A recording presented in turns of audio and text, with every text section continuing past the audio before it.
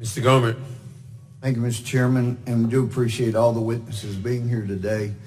And I'm thrilled there's so much interest in this issue, because as has been said, I know everybody here wants to stop the gun violence. And as a former prosecutor and defense attorney and a judge, felony judge for over a decade, I've tried to remember any case. I can't remember any significant case I had out of the thousands where somebody went through the process of getting a gun legally to inflict the violence. We all want to stop the gun violence.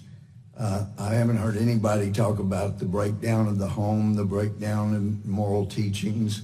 Those certainly have had an effect.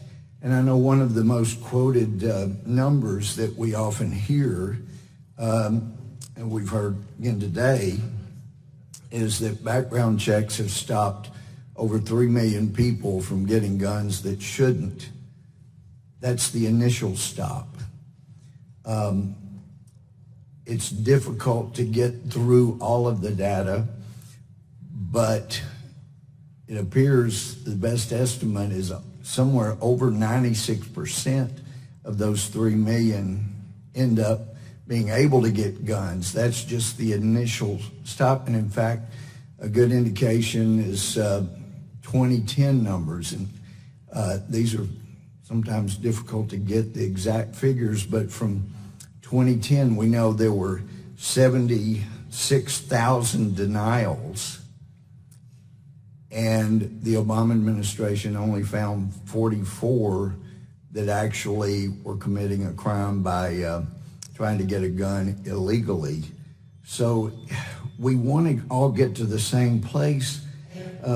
Here in D.C., where they have incredibly strict gun laws, it costs $125 to privately transfer a gun. People that are law-abiding, they'll pay the $125. Criminals will not. They will not stop the transfers among criminals, and that's really where we get. In Baltimore, we've heard about, it's $250. Heck, in Illinois, apparently it's $450 to get qualified to have a concealed carry.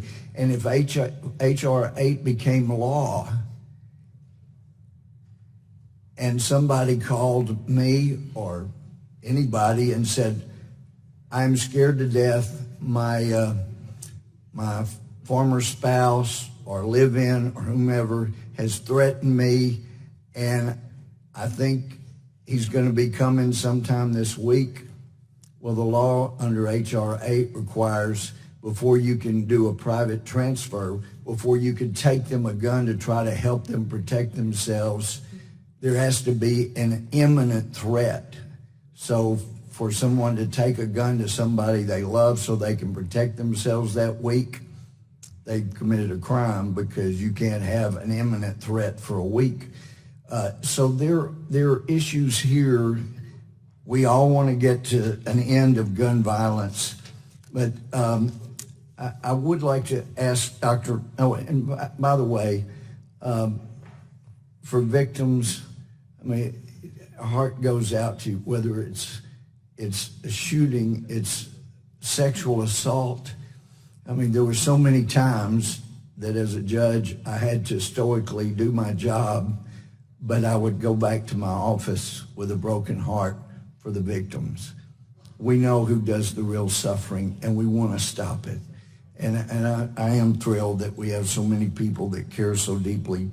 But Dr. Malcolm, in your information, you indicated in 2018, the FBI reported some 26,181,000 requests for background checks to purchase a gun. Has that increase in the number of requests led to an increase in violence? No, it hasn't. In fact, for more than 20 years, the rate of gun homicides has gone down. It's gone up slightly the last couple of years, mostly because of these suicides.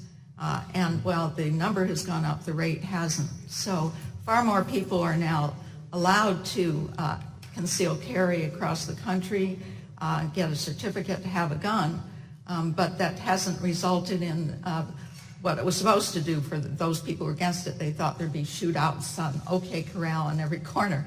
People are very responsible. Law-abiding citizens are extremely responsible with that right and are using it to protect themselves. Thank you. Thank you, Mr. Chair.